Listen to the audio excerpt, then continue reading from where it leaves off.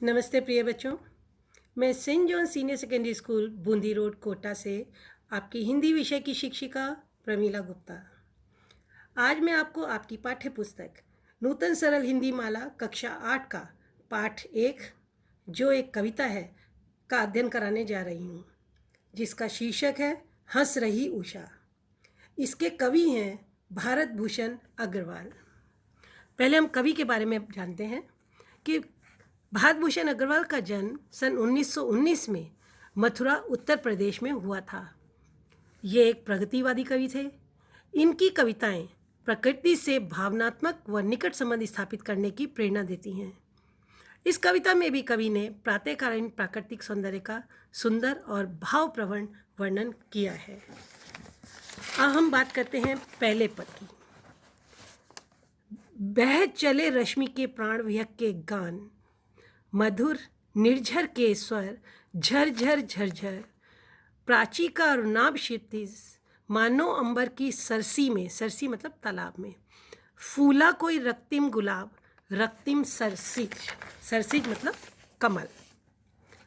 इसका भावार्थ है कि इसमें कवि ने प्रभात के दृश्य का बहुत ही सुंदर वर्णन किया है।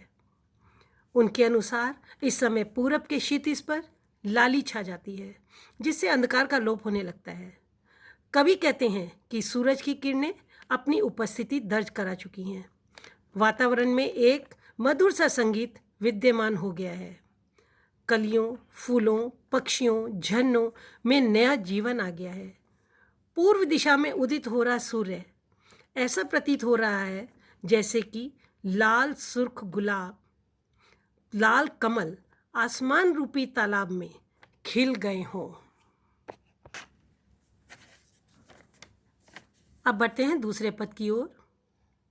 धीरे धीरे लो फैल चली आलोक रेख, घुल गया तिमिर बह गई निशा, चहु ओर देख, घुल रही विभा विभलाभ कांति, सस्मित विस्मित, खुल गए द्वार हंस रही उषा। इस पद का भावार्थ है, इसमें कहना चाह रहे हैं कवि कि कवि प्रकृति के असीम सौंदर्य की छवि का आनंद लेने के लिए प्रेरित कर रहे हैं। कवि के अनुसार हर दिन एक नया दिन होता है और हर सूर्योदय एक नया सूर्योदय होता है।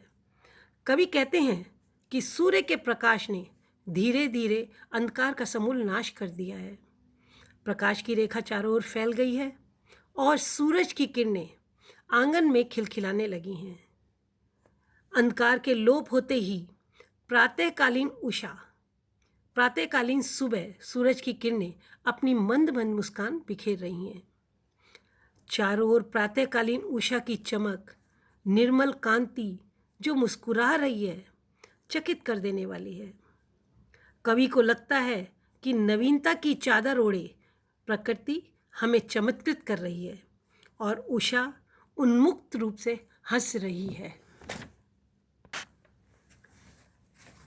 तीसरा पद है खुल गए द्वार खुल गए कंठ, खुल गए मुकुल, शतदल के शीतल कोशों से निकला मधुकर गुंजार लिए, मधुकर मतलब भंवरा, खुल गए बंद छवि के बंधन। इस पद में कवि कहते हैं कि प्रभात के आगमन के साथ ही लोगों के घरों के द्वार खुल गए हैं। चारों ओर चहल पहल का वातावरण बनने लगा है। मतलब सुबह उठते ही लोग चहल पहल अपने अपनी दिनचर्या में लग गए हैं। पक्षी चहचहाने लगे हैं, भंवरा गुंजन करने लगा है। 100 पंखुड़ियाँ, शद्दल मतलब 100 पंखुड़ी, 100 पंखुड़ियों वाला कमल जो है वो खिल गया है। मानव स्वर वातावरण में गुंजित होने लगा है। लोग अपने आलस्य के बंधन से बाहर निकल आए हैं और एक नई ऊर्जा के साथ अपने दैनिक कार्यों में लग गए हैं। चौथा पद है जागो प्रगति के सुप्त बाल, पलकों की अंकुरियां खोलो, खोलो मधुकर के अलस बंद, दृग भर समेट तो लो यह श्री, दृग मतलब आंखें, यह कांति बही आती दिगंत से, यह छवि की सरिता अमंद, झरझर झरझर फूटा प्रभात फूटा विफल। इन पंक्तियों में कवि संसार को जगने के लिए कह रहे हैं। और उषा की सुंदर छवि, प्रातःकाल की सुंदर छवि का आनंद लेने के लिए प्रेरित कर रहे हैं। कवि कहते हैं, हे बालकों तुम भी उठो, हे मनुष्य तुम उठो, अपनी पलकों को खोलो और इस नई सुबह का स्वागत करो। अलसाए हुए भंवरे के समान नयन खोलकर इस प्रभात की ताजगी को आत्मसात कर लो, जो कि चारों दिशाओं से बहकर चली आ रही है।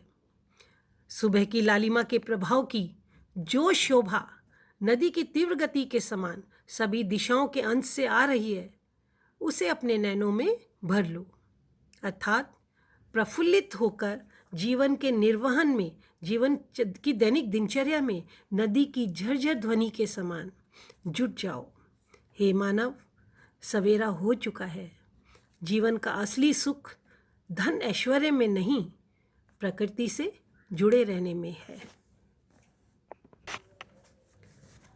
और अंत में हम अगर पूरे पाठ का सार निकालें, पूरी कविता का सार निकालते हैं, तो इस कविता में कवि कहना चाह रहे हैं कि प्रत्येक प्राणी को जीवित रहने के लिए एक प्राकृतिक परिवेश की आवश्यकता होती है। मानव प्रकृति से कटकर अपने जीवन का सुचारू रूप से संचालन नहीं कर सकता। जिस उषाकालीन सौंदर्य को मानव भूल चुका है, उस प्रकृति से स्वयं को जोड़े रखने का संभव प्रयास मनुष्य को करना चाहिए। उषा सबको जगा और हंसा रही है। वह सबके साथ खेलते हुए, उनमें नए भावों की उमंग भरते हुए घने कोहरे पर धीरे धीरे मुस्कुरा रही है, क्योंकि जब हम सुबह उठते हैं तो बहुत फ्रेश होते हैं।